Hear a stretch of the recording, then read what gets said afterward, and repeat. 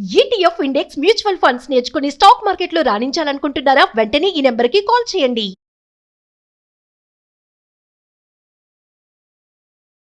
నమస్కారం గురుగారు. నమస్కారం. గురుగారు, శ్రావణ మాసంలో మనకి ఇది మంగళ గౌరీదేవి విశిష్టత అంటుంటారు. అంటే ఏంటి అసలు? మంగళ గౌరి, మంగళప్రదమైనటువంటి గౌరీదేవి అని చెప్పబడుతుంది.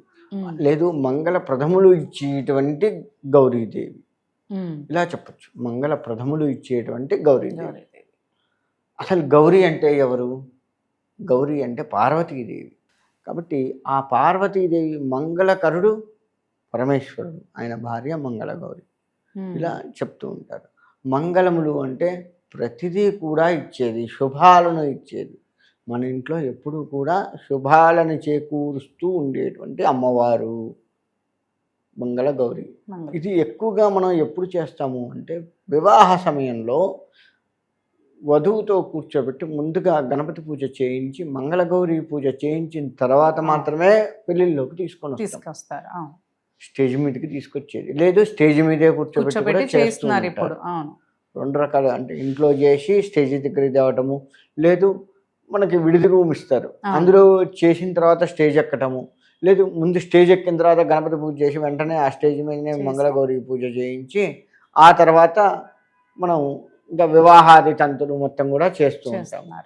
ఎందుకు అంటే ఈ వధువు ఎవరైతే చేస్తూ ఉన్నారో నవవధువు, ఈమె ఎప్పుడూ కూడా మంగళప్రదంగా ఆ ఇంట్లో మెలుగుతూ ఉండాలి, ఈమె వల్ల ఎప్పుడూ కూడా ఆ ఇంట్లో మంగళప్రదములు జరుగుతూ ఉండాలి అని ఆ వధువుతో చేయిస్తూ ఉంటాం.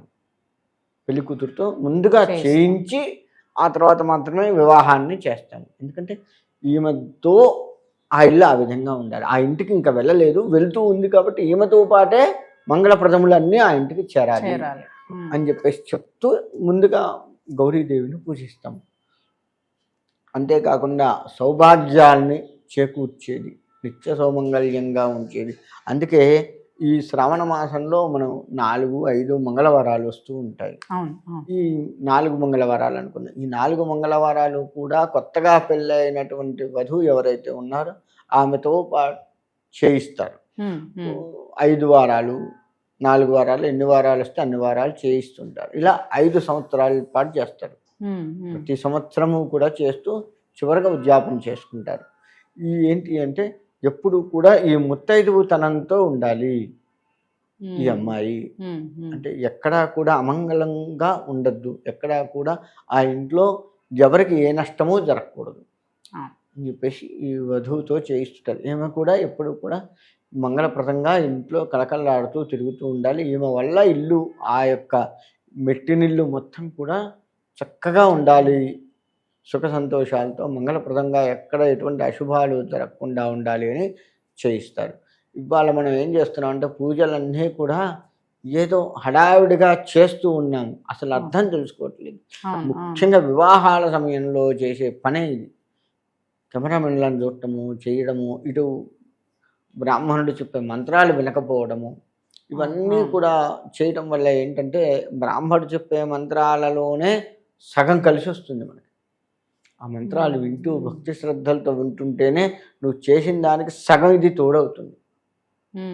ఇది తోడయ్యి మన జీవితాన్ని చేసింది కొంత తోడవుతుంది. మొత్తం కూడా పూర్ణంగా మన జీవితం సఫలీకృతంగా సాగుతుంది. అంటే ముత్తైదువుతనాన్ని ఎప్పుడూ కూడా నిండుగా ఉంచేది అమ్మవారు పార్వతీదేవి. ఆమె గౌరీ స్వరూపంగా చెప్పబడుతుంది.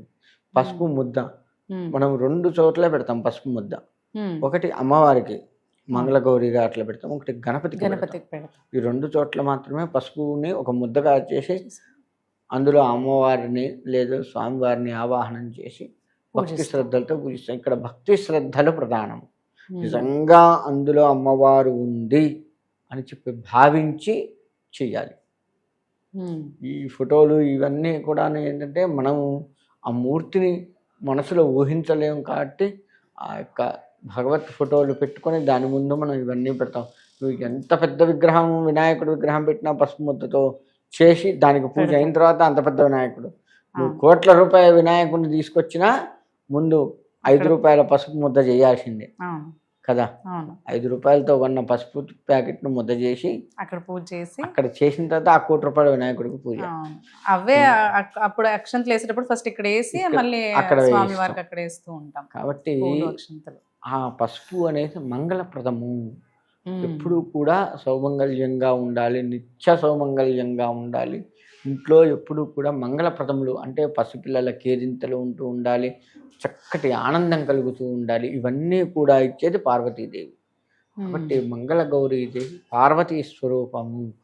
ఆమెకే చేస్తున్నాం మనం, పార్వతీదేవికే చేస్తున్నాము. ఎందుకు పార్వతీదేవికే చేయడము?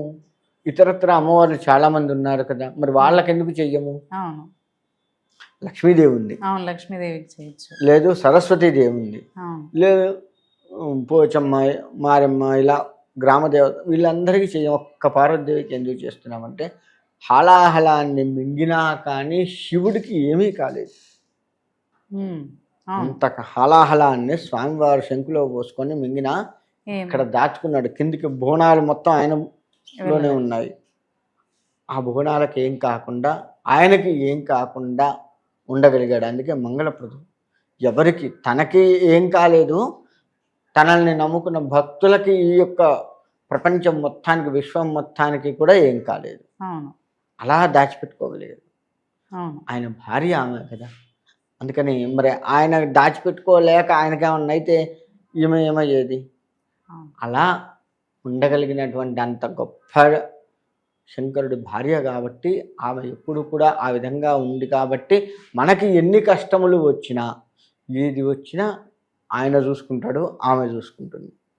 జగత పితరౌ వందే పార్వతీ పరమేశ్వరం. ఈ జగత్తు మొత్తానికి తల్లిదండ్రి వాళ్ళు. కాబట్టి వాళ్ళ ఆశీర్వచనం ఉంటే మనకేం కాదు. మంగళకారుడు, మంగళప్రదాయిని ఈమె. కాబట్టి మంగళ గౌరిగా ఆ పార్వతీదేవిని పూజించే కారణం ఇది. అయితే ఈ మాసంలో కూడా మనం ప్రతి మంగళవారాలు మంచిగా చక్కగా గౌరీ వ్రతం చేసుకుంటే బాగుంటుంది. చక్కగా చేసుకోవచ్చు, ప్రతి మంగళవారం చేసుకోవచ్చు. పార్వతీదేవి దగ్గరకు వెళ్ళినా ఇదే కోరుకోవాలి. నా ఇంట్లో ఎప్పుడూ కూడా మనం శివుడి దగ్గరికి వెళ్తాం, దండం పెట్టుకుంటాం, వస్తాం. శివుడికి అనేక రకాల అభిషేకాలు చేస్తాం. కానీ పక్కన ఉన్న పార్వతీదేవికి నమస్కారం కూడా చేయం.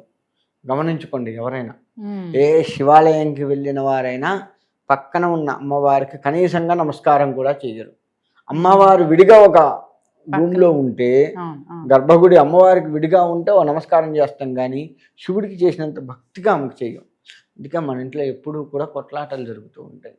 శివుడు అమ్మవారు ఒకే గర్భాగుడిలో ఉంటే అసలు అమ్మవారినే పట్టించుకోం. ఇంకా ఏమో పక్కకుందిగా అటుపై దండం పెడుతున్నాం, కానీ శివుడి గర్భగుడి వేరు, అమ్మవారి గర్భగుడి వేరు ఉంటే ఆమెకు నమస్కారం చేసుకుంటాం. కానీ ఒకే గర్భగుడిలో స్వామివారి అమ్మవారి ఇద్దరు విగ్రహాలు, స్వామి మూర్తులు ఉంటే అసలు ఆ అమ్మవారిని పట్టించుకోం కూడా పట్టించుకోం. శివుడికి దండం పెడతాం, బయటకు వెళ్తాం కదా. మరి మనకి అమ్మవారిని ఆ భావంతో చూడొద్దు. అమ్మవారు మంగళస్వరూపిణి, నా ఇంట్లో ఎప్పుడు కూడా మంగళకరములతో ఉండాలి అని కోరుకోవాలి. మంగళకరములు అంటే సుఖ సంతోషాలు, ఎప్పుడూ కూడా ఆనందము, ఇదంతా కూడా మంగళప్రదమే. మనకు జరిగే ప్రతి మంచి కూడా మంగళప్రదమే. మనకు వచ్చే ప్రతి కష్టము కూడా మంగళప్రదమే. చిన్న కష్టం రాగానే దేవుడు లేడు, అది ఇది అంటుంటారు. పెద్దది ఏదో తప్పించాడు స్వామి, చిన్నది ఇచ్చాడు. చిన్న కష్టంతో పెద్దదాన్ని తప్పించాడు అని ఎందుకు అనుకోము? ఇలా భావిస్తూ మనకు వచ్చిన ప్రతి కష్టము కూడా భగవత్ ప్రసాదంగా కనుక స్వీకరించి చేసినట్లయితే అమ్మవారి అనుగ్రహం ఖచ్చితంగా కలుగుతుంది. కాబట్టి మంగళ గౌరి అంటే మంచిగా ముత్తైదుతనాన్ని ఎప్పుడూ ఇస్తూ ఉండేది, ఇచ్చింది ఇంకా ఇస్తూ ఉంటుంది. అది ఎప్పుడూ కూడా కొనసాగుతూ ఉండేట్లుగా చూస్తుంది. అందుకే మంగళ గౌరీ పూజ అత్యంత భక్తి శ్రద్ధలతో చేయాలి. పెళ్ళిళ్ళల్లో కావచ్చు, పెళ్ళి అయిన తర్వాత చేసే పూజలు కావచ్చు. అందుకే దేవాలయానికి వెళ్తే శివపార్వతులు ఇద్దరికీ కూడా నమస్కారం చేయాలి. పార్వతీదేవిని మర్చిపోవద్దు, మంగళప్రదాయిని ఆమె. కాబట్టి అన్నీ ఇచ్చి మన కుటుంబాన్ని సుఖ సంతోషాలతో ఉంచి చక్కగా ఆనందం కూడా మంగళప్రదమే కదా. మన ఇంట్లో ఎప్పుడు కూడా మన అందరం ఆనందంగా నవ్వుతూ ఉంటే అది మంగళప్రదం కాదా? అలాంటివన్నీ ఆమె ఇస్తుంది. ఆమెను మర్చిపోతే ఇవాళ అవన్నీ లేకుండా పోయినాయి. ఒక ఆనందం అంటే ఫోనే అయిపోయింది మనకి. 24 గంటలు ఫోన్ ఉంటే ఆనందం ఉన్నట్టే. అది కాదు కదా. ఆ. లౌకిక కష్టాలన్నీ ఉన్నప్పటికీ కూడా వాటిని దాటవేసే శక్తి కూడా అమ్మవారు ఇస్తుంది. అది మంగళప్రదం. అందుకని మంగళగౌరి వ్రతాన్ని ఆ విధంగా చేసుకొని అమ్మవారికి కూడా వాయనం ఇచ్చి ముత్తైదులను నన్ను పిలుచుకొని ఆమె సాక్షాత్తు అమ్మవారి స్వరూపంగా భావించి ఆమెకు కూడా వాయనం ఇచ్చి ఆమె చేత అక్షింతలు వేయించుకొని చేస్తే, అక్షింతలు అంటే మళ్ళీ తిట్లు కాదు, దీవెనలు. ఈ మధ్య కొన్ని పదాలు ఇట్లా కూడా వాడుతున్నారు.